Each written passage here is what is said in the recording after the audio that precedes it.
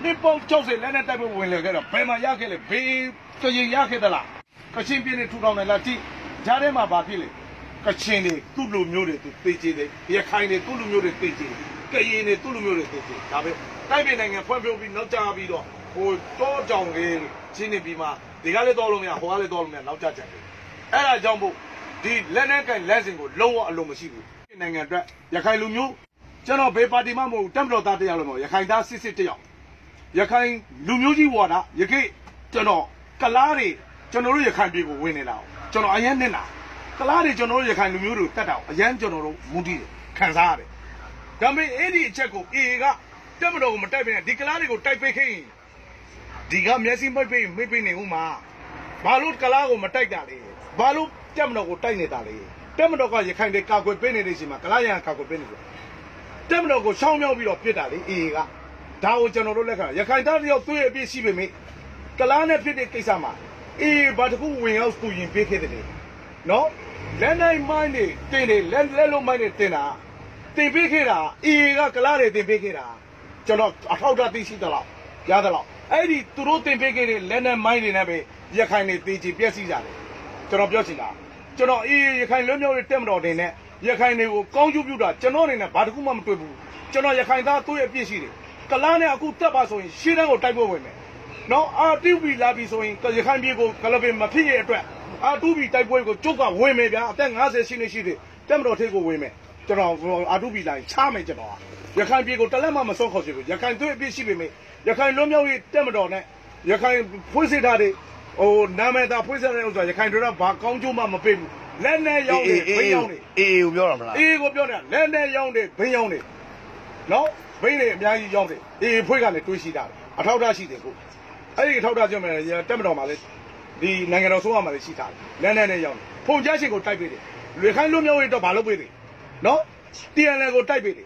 ဟုတ်လားဟိုကချင်တော့တိုက်ပေးတယ်ဒါတွေကရခိုင်နေနဲ့မပတ်သက်ဘူးလေရခိုင်လွတ်မြောက်ရေးတက်မတော်ဆိုရင်ယခုလက်နဲ့ကြိုက်ပြီးတိုက်ပွဲဝင်လာတာနေ့ပေါင်း60ကျော်ရှိပြီဘေးကရှင်ကရင်ရှမ်းရခိုင်မွန်ဘဒူလက်နက်ကင်တိုက်ပွဲအောင်မြင်တယ်လေကြားထဲမှာရခိုင်တိုင်းရင်းသားတွေဘယ်တေချပြက်စီတွေကရင်တိုင်းရင်းသားတွေပဲတေချပြက်စီတွေတက်မတော်ကလည်းတေပါတယ်မတေဘူးမဟုတ်ဘူးဟုတ်လားအဲ့ဒီဟိုဘက်တော်မရဒီဘက်တော်မရသူ့နေမြင်တဲ့သူအုပ်ချုပ်နိုင်တယ်အုပ်ချုပ်နေတဲ့ခါကျတော့ဒေသဖွံ့ဖြိုးမှုနောက်ကျပြီးလူတွေအသိပညာခေါင်းပါတယ်ဒီတစ်ခုပဲရှိတယ်လက်ရှိငင်းချင်ဆွေးနွေးပွဲမှာပါဝင်ဆောင်ရွက်လိုက်ပြီးအမေစုဆောင်ရွက်နေတဲ့ဥစ္စာကိုယုံကြည်မှုအပြည့်နဲ့တက်မတော်ကလည်းလွတ်ပေးတဲ့လားလွတ်ပေးရင်ကျွန်တော်တို့ငင်းချင်ရခင်ဒေသတွေဖွံ့ဖြိုးလိုက်ရင်အားလုံးအတွက်တပြင်းညီတွေငင်းချင်ရရှိတော့မယ်အဲ့တော့အေကိုတော့ကျွန်တော်လက်ရှိအနေထားအေလုံးဆောင်ချက်ကိုလုံးဝမထောက်ခံဘူးရခိုင်သူ့ရဲ့ပြည့်ရှိတဲ့လူတယောက်ပြောတာရခိုင်သူ့ရဲ့ပြည့်တယောက်ရှိတဲ့လူကပြောတာမှတ်တာရခိုင်သူ့ရဲ့အပြည့်ရှိတယ်အခုကလားတွေဝင်လာတာရခိုင်မှာနေတာမဟုတ်ဘူးအေဘာတယောက်လုံးပွက်ခဲတယ်လေအေတက်မတော်နေနဲ့ကလားတွေကိုတက်ပေးခဲ့မယ်ဆိုရင်တိုက်ခိုက်ခဲ့မယ်ဆိုရင်ဒီကမြန်မာတိုင်းမြန်မာတက်ကလေမျက်စိမိတ်ချင်မိတ်နေမှာဟမ်အခုအေကမတက်ပေးခဲ့လို့ကာကွယ်ရေးဦးစီးချုပ်ကတက်ပေးခဲ့ရိုဒင်းပေါ်တိုက်ပေးခဲ့လို့ကဘာပေါ်မှာငါတို့ကိုလူမျိုးတုံးတပ်ဖြတ်မှုဆိုပြီးတော့ဟိုကဘာကကုလသမဂ္ဂမဟုတ်တော့ဘူးကလားသမဂ္ဂကနေပြီးတော့ဥဆောင်ပြီးတော့အာတုဝိဝင်ဖို့ကြိုးစားတယ်ရုရှားနဲ့တရုတ်ကကန့်ကွက်နေလို့မဖြစ်တော့အရန်ကျေးဇူးတင်တယ်အဲ့ဒီတိုင်းမျိုးရခိုင်ပြည်ကြီးကိုပြက်စီပောက်ဖို့အတွက်အေးဘာတခုပါဝင်ကူရင်ခဲ့တယ်လေဘာကာကွယ်ပေးခဲ့တယ်လေကျွန်တော်မေးပြီနော်ကျွန်တော်မေးပြီကျွန်တော်ရခိုင်ပြည်လွတ်မြောက်ရေးတက်မတော်ဆိုတာကလားရံကိုကာကွယ်ပေးရမှာနံပါတ်1အချက်နံပါတ်2အချက်ကရခိုင်ပြည်အတွက်ဘာကောင်းကျိုးပြအောင်လုပ်ရမလဲဆိုတာတောင်းဆိုရမှာအခုငင်းချင်းခေါ်ရဆွနေပါ CIA လက်နဲ့ထိုးပွင့်မှာပါဝင်ဖို့ကောင်းနေတယ်ဒါခေါ်နေတဲ့အချိန်မှာမောင်ခေါ်တဲ့အချိန်မှာလာလိုက်ပါကလာဖို့ကောင်းတယ်အဲ့ဒီမှာရခိုင်တွေတော့ပြောလို့ရပြီစပွဲဝိုင်းမှာလက်နဲ့မလို့တော့ဘူးအဲ့တော့ငင်းချင်းဆွနေပြင်မှာကျွန်တော်တတ်မတော်သားမဟုတ်ဘူးနော်ကျွန်တော်ဒိုးရင်လို့ပြီးတော့ပုံမှန်ဆက်ရှိနေထောင်တစ်ခါကြားထားတဲ့ကောင်စစ်တပ်ကိုတော်လန်ခေးထားတဲ့ကောင်တက်ကိုအရန်မှုပြီးတော်လန်ခေးထားတဲ့ကောင်ရခိုင်သွေးပြရှိတဲ့ကောင်အေးရခိုင်လွတ်မြောက်ရေးတက်မတော်လို့ပြီးဘာတစ်ခုမှဆောင်ရွက်ပေးခဲ့တာမရှိတော့လို့အေးကိုလက်မခံတာရခိုင်အတွက်တစ်ခုခုဆောင်ရွက်ပေးတာနဲ့ကျွန်တော်အပြည့်အဝထောက်ခံဟိုရခိုင်တော်အမတ်ဒေါက်တာအေးမောင်နဲ့ကြတော့သူအမျိုးတော်တာမဟုတ်လားအဲ့ဒီကိစ္စကိုတမိုင်းကြောင်ကျွန်တော်အတိအကျမသိလို့မပြောနိုင်ဒါမှမဟုတ်သတင်းတော့ကြားနေတယ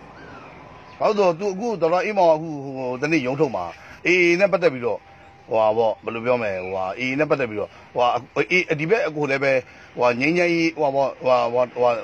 တိုက်ပွဲတွေခဏရက်ဖို့အတွက်လုပ်ပေးပါဆိုပြီးတော့ကာကွယ်ဦးစီးချုပ်ကိုတော်တော်အေးမောင်တောင်းဆိုသွားတယ်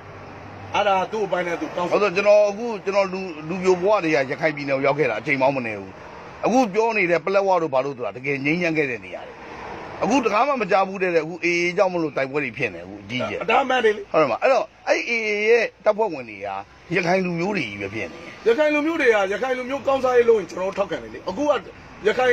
အဲ့ဒီတိုက်ပွဲဖြစ်နေတဲ့အခါကျတော့ဟုတ်လားဒီမှာရခိုင်တိုင်းရင်းသားတွေတော်တော်များများစစ်ပြေဒုက္ခတွေရောက်နေမှန်တယ်အဲ့ဒါတပိုင်းဒါပေမဲ့တပ်ဖွဲ့ဝင်အင်အား3သိန်းကျော်သွားပြီသိန်းကနန်းရှိသွားပြီအခုအရင်တော့ဘာမှမရှိဘူးဘယ်လောက်ပဲရှိလေကျွန်တော်ပြောချင်တာတိုက်တယ်လို့ရှိအဲ့တော့မဟုတ်ကျွန်တော်တို့လည်းတော့အင်အား9000လောက်ရှိတဲ့ဝါကိုကန်းတောင်မရဘူးဗျ9000ပဲကတော့မလဲဝါမကတော့ဘူးဘာလည်းများသွားပြီအဲ့တော့မှသူမရှိဘူးအဲ့တော့လက်နဲ့ကင်လက်စင်နဲ့ရခိုင်ပြည်လွတ်မြောက်ရေးလုပ်ဖို့မကြိုးစားပါနဲ့လို့ပြောချင်တယ်ဒါပဲဒီအေးမရဘူးထွန်းမြင့်နိုင်ကိုပြောတာထွန်းမြင့်နိုင်ကိုအဓိကပြောချင်တာပေါ့နော်သူရခိုင်သားအစ်စ်ကိုဟုတ်လားအဲ့ဒါသမိုင်းကြောင့်သိမသိဘူးတိတာတခုတော့ကျွန်တော်တိတာတခုတော့ပြောလိုက်မယ်ထွန်းမြင့်နိုင်သမင်းကပါလဲဟာဘက်တက်ကတော်မှာကျောင်းနိုင်ငံတကာမှာကျောင်းတက်တယ်အဲ့ဒါလူရန်တီရဲ့ဒီကောင်အဲ့ဒါတော့သိတယ်ဒီကောင်ဘာလို့ဝါရဲ့တပည့်ခံတဲ့အချိန်မှာတည်းကသူ့မိသားစုကနေသူ့သမီးတွေကိုသူ့မိသားစုကိုဒီဟာဘတ်စုကိုပို့ထားတာဟုတ်ဒီကလေးကနိုင်ငံခြားကျောင်းတက်နေတာသူကတော့ဒီမှာဝါတပည့်ခံထားတာဒါပေမဲ့အဲ့ဒါကိုဝါကိုကန့်နေပြီးတော့ဒီကောင်ကိုကဲမင်းရခိုင်ပြည်နယ်မှာမင်းကြီးစိုးတော့ဆိုပြီးဒီကောင်ကိုလွတ်လိုက်တာဟုတ်အေးကတော့ကောင်းကျိုးလုပ်တာကျွန်တော်မတွေ့ခဲ့သေးဘူးလက်ရှိအချိန်ဒါကျွန်တော်တရားဝင်ပြောတာအခုကျွန်တော်တို့အမျိုးသမီးပါလေကျွန်တော်တို့တော့ဘယ်သူလဲဗျအဲ့ဒီမှာရခိုင်လွတ်တော့လွတ်တော့နဲ့မဆိုင်ဘူးဒီလိုငင်းချိုင်းအတွက်တက်နေတဲ့ဒေါ်စောမြင့်စန္ဒာလာဟုတ်တယ်ဒီအမျိုးသမီးကြတော့ကျွန်တော်တို့ထောက်ခံတယ်သူလက်နဲ့ကန်လမ်းစိန်တော့သူကတော့လုတ်ခဲ့သလားမလုတ်ခဲ့သလားမသိဘူးဒါပေမဲ့ရခိုင်လွတ်မြောက်ရေးတော့စူးစမ်းတဲ့အထက်မှာထိတ်ဆုံးကပါနေတယ်ဒါသူအဲ့လိုပုံစံမျိုးဟုတ်ကျွန်တော်ဆိုတဲ့တော့ဟိုအရင်ဗိုလ်ချုပ်အောင်ဆန်းလက်ထက်တည်းရခိုင်ဟာဒီဗိုလ်ချုပ်အောင်ဆန်းကိုယ်တိုင်ကတွေးခွဲခဲ့တယ်ဆိုတဲ့စာရွက်စာတမ်းတွေကကျွန်တော်ကိုယ်တိုင်ဖတ်ခဲ့ဘူးတယ်ဟုတ်တာမဟုတ်လားတော့ကျွန်တော်လည်းမသိဘူးတကယ်စာရွက်တွေးခဲ့တယ်အဲ့ဒီကိစ္စနဲ့ပတ်သက်ပြီးတော့ရခိုင်ကလည်းပဲကျွန်တော်တို့ဗမာတပ်မတော်တွေရောဗမာလူမျိုးတွေရောအနှဲငယ်မုန်းတီးနေတယ်လို့ပြောမှဆိုရင်ခင်ဗျဘယ်လိုပြောမလဲအဲ့လိုတော့ဒါကတော့ဖြစ်နိုင်ဘူးလို့ကျွန်တော်ထင်ဘာကြောင့်ဆိုတော့ဗိုလ်ချုပ်ဆိုတာခွေးတခြားပြီးတော့ကျွန်တော်ခွေးဆိုတာရခိုင်စကားပြောတယ်ခွေးခ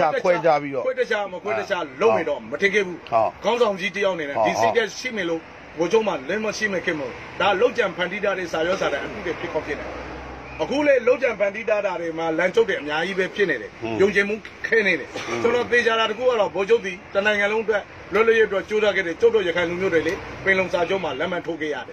်ဒါကြောင့်ပင်လုံစာချုပ်မှာလွတ်လပ်ရေးကြီးအတူရပြီးတော့အတူတကွက်ဒါပေမဲ့အဲ့ဒီလိုခုနပြောတဲ့ကျွန်တော်ပြောတဲ့စာရွက်ကကျွန်တော်ကိုယ်တိုင်ဖတ်ခဲ့တာနော်စစ်တွေမျိုးပေါ်မှာတွေ့ခဲ့တယ်ခင်ဗျားကိုယ်တိုင်ဖတ်ခဲ့ရတယ်အဲ့ဒီစာရွက်မှာလုံးကြတဲ့စာရွက်ဆိုခင်ဗျားဘယ်လိုမဟုတ်လေအဲ့ဒီလုံးကြံတာမလုံးကြံတာကျွန်တော်မသိဘူးဒါပေမဲ့အဲ့ဒီစာသားကြောင့်ရခိုင်နေကတပ်မတော်ကိုမုန်းနေတယ်ဆိုရင်ရောခင်ဗျားလက်ခံလာ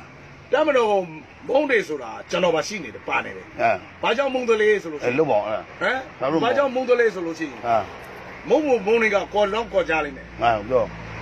ာကျွန်တော်တို့ရခိုင်ပြည်မှာလောက်ကင်စားတော့လို့ခွင့်ရနေလို့ဒီဘက်ကိုရောက်လာတာနိုင်40နဲ့ဆိုင်နဲ့ရှိတော့ယခုရှင်ဒီရခိုင်တက်က73နှစ်ဗမာပြည်က40နဲ့ရှင်နှစ်တပ်မတော်ကိုမုန်းတီးတဲ့အချက်ကတပ်မတော်ဒီသူတုံစုတဝေတွေကောင်းစားရဲ့အတွက်လုံနေပြီးတော့ပြည်သူတလုံးကိုပြစ်ထားတာကြောင့်မို့မုန်းတီးတယ်နောက်ဆုံးကျွန်တော်တို့စီးပွားရေးပျက်စီးကျွန်တော်မိသားစုစီးပွားရေးပျက်စီးတော့တာလေးပဲတပ်မတော်ကကျွန်တော်အဖေကိုပိတ်အပြူဖမ်းပြီးကျွန်တော်တို့ငယ်တုန်းကဖမ်းပြီးခေါ်တော့တာဘာလို့ဖမ်းကျွန်တော်တို့ကတော့ဟိုတင်းပေါ့ဘင်္ဂလားဒေ့ရှ်နဲ့ဆမာကလာပေါ့ကျွန်တော်တို့ရခိုင်လိုဆမာကလာလုပ်တယ်လို့ခေါ်တယ်ပုံစံကုန်တယ်ရောက်ဝယ်အဲ့ဒါအကိုအဖေဒီတယောက်တည်းတယ်မဟုတ်ဘူးကျွန်တော်ပြောချင်တာဒီကျွန်တော်တို့ရဲ့ငယ်မျက်စိမှမြင်တွေ့ခဲ့ရတဲ့အဲ့ဒါတက်မတော်သားအင်ကိုဝိုင်းတယ်ပိတ်စဖုံးတယ်ဖေကိုခေါ်တော့တယ်ကျွန်တော်တို့တော်ချမ်းသာခဲ့တယ်တို့ပေမဲ့လို့အဖေမလွတ်တဲ့အချိန်မှာအကုန်လုံးကျွန်တော်တို့ကထုခွဲရောက်စားခဲ့တာအဖေလွတ်လာတော့ပစ္စည်းကမရှိတော့ဘူးအိမ်မေးကြံခဲ့တယ်ကျွန်တော်တို့ဟိုကစစ်တွေမှာနာမည်ကြီးတယောက်ပဲနော်နာမည်ကြီးစမကလာတယောက်ပဲဟ ဒီမှာစစ်တဲ့ကြီးမှာနာမည်ကြီးတာ4ယောက်လောက်ပဲဘာတောင်တို့ဘာတို့ပါတယ်ဟုတ်ကဲ့မဟုတ်လေကိုရင်ကလည်းဘာတောင်နဲ့လည်းပဲအခုလက်ရှိဟိုနာမည်ကြီးနေတဲ့တတိတယောက်ရှိရလေတင်မောချင်းနေပိုင်တာလေအဲ့ဒါနောက်ပိုင်းကိုမသိဘူးကျွန်တော်နောက်ပိုင်းမသိဘာလဲဟိုမောင်းဟိုဘာလဲတောင်ကုန်းနာမှာရှိရရန်သူတို့ကိုကျွန်တော်မသိတော့ဘူးမသိတော့ဘူးနော်ကျွန်တော်သိတာကကျွန်တော်တို့ငယ်တို့ကဖြစ်ခဲ့တဲ့အဖြစ်အပျက်တွေကိုကျွန်တော်တို့ဘာမှမရှိတော့လို့စိုက်တဲ့အစိုးရကကျွန်တော်တို့စီးပွားရေးဖျက်ပလိုက်လို့ကျွန်တော်တို့ဘာမှမရှိဘူးအင်းအခွန်မရှိလို့ရောင်းပြီးရန်ကုန်ကိုတက်လာရန်ကုန်မှာကျွန်တော်တို့တစုတွဲတွေနေပြီးနောက်ပိုင်းအင်ထောင်တွေကြပြီးကျွန်တော်လည်းဗမာမှပဲယူဖြစ်သွားတယ်အဲ့တော့ကျွန်တော်လောက်ကင်စားတောင်းနေတဲ့အချိန်ထိဘာတစုံတစမှမလုပ်ခဲ့ဘူးယနေ့စီတီចောင်းသားတွေကိုဖမ်းနေကျွန်တော်တို့လည်းဖမ်းနေထင်မှာပါတယ်ဒိုးရဲလုပ်တဲ့ထဲမှာဖမ်းခံနေထင်မှာပါတယ်ပြန်လွတ်လာတယ်နော်ဒါကြောင့်တက်မတော်ဒီတူတူတွဲပြီးလုပ်ပြီးတိုင်းပြည်တနိုင်ငံလုံးအတွက်လုပ်တာမဟုတ်တော့တက်မတော်မုန်းတီးတယ်နောက်ကျွန်တော်တို့ရခိုင်ပြည်ကိုလေဟာလာတက်မတော်ကအုပ်ချုပ်ပြီးတော့ဟုတ်လားပေးတဲ့အခွင့်အရေးတွေမပေးလို့လေကျွန်တော်တို့မုန်းတီးတာပါတယ်ဒါပေမဲ့အရှားလူတွေရဲ့မုန်းတီးချက်နဲ့ကျွန်တော်လုပ်တာပါဒါပေမဲ့ဒီမုန်းတီးချက်တွေကိုကျွန်တော်တို့ကဟာလာတောင်းဆိုပြီးတော့မှလုပ်ယူပြီးမှဖြစ်ဒေါ်စုအမေစုဆိုတာလက်နဲ့တစ်ချက်မပါဘဲနဲ့တမနာဖြစ်နေတယ်တက်မတော်အုပ်ချုပ်မှုကိုဟာလာအောက်ကိုရောက်သွားပြီးတော့ဆန့်ကျင်ပြီးတော့တမနာဖြစ်ကျွန်တော်တို့ဒီနည်းနဲ့ကိုကြိုက်တယ်အဲ့တော့ဒီပြည်သူလူထုဒီမိုကရေစီခင်းမှာလက်နဲ့မလို့တော့ဘူးလက်နဲ့မလို့တော့ဘူးလက်နဲ့ကန်လဲစင်ကိုမလို့တော့ဘူးအဲ့ဒီချိန်မှာအမေစုကေတို့နှလုံးရည်နဲ့တိုက်ပြီးတော့ရခိုင်ပြည်ကြီးလွတ်မြောက်ပြီးဖွံ့ဖြိုးတိုးတက်လာတာကိုလိုချင်လို့ကျွန်တော်ပြောချင်တာဟုတ်ဒါပေမဲ့အခုကျွန်တော်နောက်ဆုံးတစ်ခုပြောချင်တာအခုရခိုင်လူမျိုးဖြစ်ပြီးတော့အေးခေါင်းဆောင်ဖြစ်နေတဲ့ထုံးမင်းနိုင်နဲ့ပတ်သက်ပြီးတော့ခင်ဗျားရခိုင်သားတယောက်အနေနဲ့လက်မခံဘူးလက်မခံဘူးဘာကြောင့်လက်မခံလို့ပြောရမလဲဆိုရခိုင်ပြည်လွတ်မြောက်ရေးတက်မတော်လုံနေပြီးမှထွန်းမင်းနိုင်ပေါ်တာကျွန်တော်သိတဲ့လောက်တော့9နှစ်10နှစ်10နှစ်လောက်တော့ရှိပြီဘာတစ်ခုလုပ်လေလို့ပြန်ကြည့်လိုက်တော့ဘာတစ်ခုမှကျွန်တော်မတွေ့ရဘူးဒါကြောင့်လက်မခံဘူးကျွန်တော်ကြားတာတော့ဘင်းခြေပြတွေရောက်နေသူတပေးတပန်းတွေလက်နဲ့တွေရောက်နေဖုန်ချချင်းကျေးစားတက်မတော်သဘောမျိုးဖြစ်တယ်၎င်းကျေးစားတက်မတော်ဒီရခိုင်လက်မြောက်ရေးတက်မတော်လို့တော့ရခိုင်သားတွေတိတ်ကမကြဘူးလားကြတာဗောမူရီဆိုနဲ့ဖန်ခံရင်အေးအဖန်ခံရခိုင်သားတွေတိတ်ကမကြဘူးလားကြတာဗောအခုကအဲ့တော့ဒီဥစ္စာကိုလုံးလိုက်တာနဲ့အခုကရခိုင်မှာရခိုင်လွတ်မြောက်ရေးတက်မတော်ဖြစ်နေပြီးတော့ရခိုင်တွေတိတ်ကကြောင်းလောက်တာကြောင်းဒါကျွန်တော်မကြိုက်ဆုံးဆက်လက်မယ်အရင်တော့ဘလို့မှမဆွဆွဲခဲ့တဲ့အခုရခိုင်တွေကဘိန်းသားတွေပါလို့ဖြစ်သွားတယ်ခင်ဗျာခင်ဗျာရင်ထဲမှာဘလို့ခံစားအောင်ထွန်းမင်းနိုင်ကဒီလက်နဲ့ကင်ပြီးတော့ကလားတွေကိုတိုက်ခဲ့ရင်ကျွန်တော်တို့ထွန်းမင်းနိုင်တက်ဖွဲ့ကိုဝင်လိုက်ဦးမယ်ဟုတ်ပြီကျွန်တော်တို့ကဒါပေမဲ့ तू ကကလားရဲ့ကြောတောင်းတော့ခံယူထားတာပြောချင်တာတစ်ခုရှိတယ်1946ခုနှစ်ကကျွန်တော်တို့ရခိုင်တွေဂျီဟက်ကျွန်တော်တို့အလုတ်ခံခဲ့ရတယ်ရန်ခါကျွန်တော်တို့မမွေးသေးဘူးဒါပေမဲ့ကျွန်တော်တို့ရခိုင်သမိုင်းကြောင်းရသိရတယ်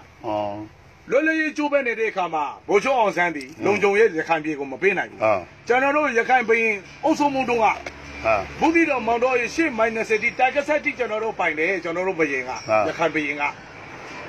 ဗမာဘယင်တိုက်ခိုက်နောက်ပိုင်းမှာတော့ကျွန်တော်တို့ရခိုင်ပြည်ကြီးဟာဗမာလက်အောက်ထိကျတော့ဒါကိုအတိတ်ကမပြောလို့တော့ဘူးဗျာနော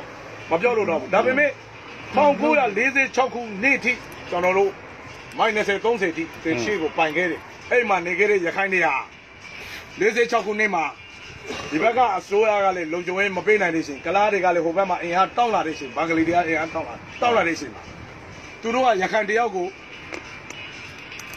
900လောက်ဝိုင်းလိုက်တယ်အလာယူမလားမေးတယ်ဟုတ်ပါရခိုင်တွေကတော့သွေးပြေပဲဗုဒ္ဓဘာသာပဲသူတို့ဘာသာတွေတော့ပေးဘူးတော့မင်းတို့ထိတော့မဝင်ဘူးတိုက်ဆိုင်တက်ကောဆိုပြီးကလား9ယောက်ကဟိုတင်းပေါ့သူတို့ဗလေးသားတွေတင်းထုံးသားတွေနဲ့ဟာလာလုံးပလိုက်တယ်ရခိုင်ပဲတရက်ထိ1946ခုဇွန်လ19ရက်နေ့မှာရခိုင်တယောက်တရက်ထိမှာ3000ကျော်တည်သွားတယ်ဗျာ GS ပွဲ၎င်းကိုရင်ထဲမှာမရှိဘူးကျွန်တော်တို့ယနေ့စီတီခံစားတယ်ဗမာတွေသိရှိမှသိနေဒါရခိုင်သမိုင်းကြောင်းဒါပေါ့အဲ့ဒီလိုအခြေအနေမျိုးမှာခွင့်မြင့်နဲ့3သိန်းလောက်ရှိတဲ့တက်ကဘင်္ဂလီတွေကိုမတရားလုပ်လာတဲ့စီစကန်တော့တိုက်ခိုက်လိုက်ရင်ကျွန်တော်ဗမာအစိုးရကမျက်စိမပေးနေမှန်ပါဗောအခုက तू ကပူးပေါင်းတာလား तू ကဘင်္ဂလီရဲ့ရခိုင်လွတ်မြောက်ရေးတက်မတော်ရခိုင်ကျိုးကိုမဆောင်ပေးနဲ့ဒီပြင်အကျိုးတွေဆောင်ရွက်နေတာကြောင့်မို့ထွန်းမြင့်နိုင်ကိုလုံးဝမထောက်ခံပါရခိုင်သွေးပြည့်ရှိတဲ့လူတယောက်ကကျွန်တော်ပြောချင်တာပ